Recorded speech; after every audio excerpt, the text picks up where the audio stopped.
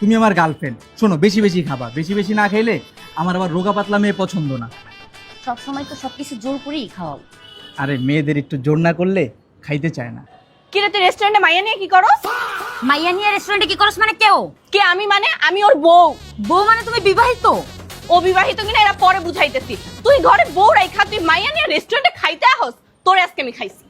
বাবু দাঁড়া দাঁড়া দাঁড়া দাঁড়া, দেখি একটু এদিকে গুরুত্ব, একটু এদিক গুরুত্ব। বুঝলাম না বাবু, তোমার আজকে তো সুন্দর লাগতেছে কেমনে? তুমি মনে হয় আসার সময় নিশ্চয়ই পার্লার থেকে সাইজে আসছো, তাই না? না তুমি তো জানোই আমি পার্লার থেকে সাজি না, আমি বাসায় একটু হালকা টাচ আপ করছিলাম। কি বলতেছো?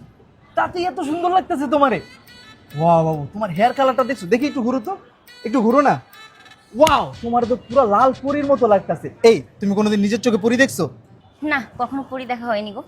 দেখো নাই মানে? তুমি আমার বউরে দেখো, আমার বউ কি পরীর চাইতে কোনো অংশে কম? না না, একদম দেখে মনে হচ্ছে আকাশ থেকে সরাসরি পরে নিচে চলে আসছে। কি বলতেছো তুমি? আসলে আমাকে আজকে এত সুন্দর লাগতেছে? দাঁড়াও, এই বল, আমার বড় সুন্দর লাগতেছে না? আসলেই অনেক সুন্দর লাগতেছে। তুমি তোমার রূপের রহস্যটাকে একটু বলবা আমাকে? দেখছো, একটা মেয়ে হয়ে একটা মেয়ের প্রশংসা করতেছে, তার মানে তুমি কত সুন্দর। মেয়ে মানুষকে আরেকটা মেয়ের প্রশংসা করে নাকি? আচ্ছা ঠিক আছে বাবু, চলো আমরা বসি, বসে খাবার খাই সবাই মিলে। নাও বাবু খাও।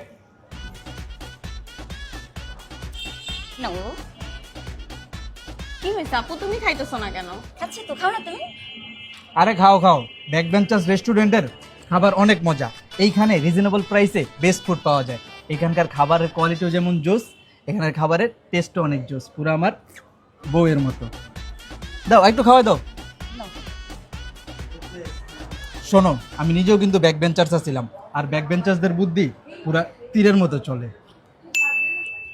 কি হলো সানি, তুমি রেস্টুরেন্টে দুই মেয়ে নিয়ে কি করো? এই মেয়ে কি আবার?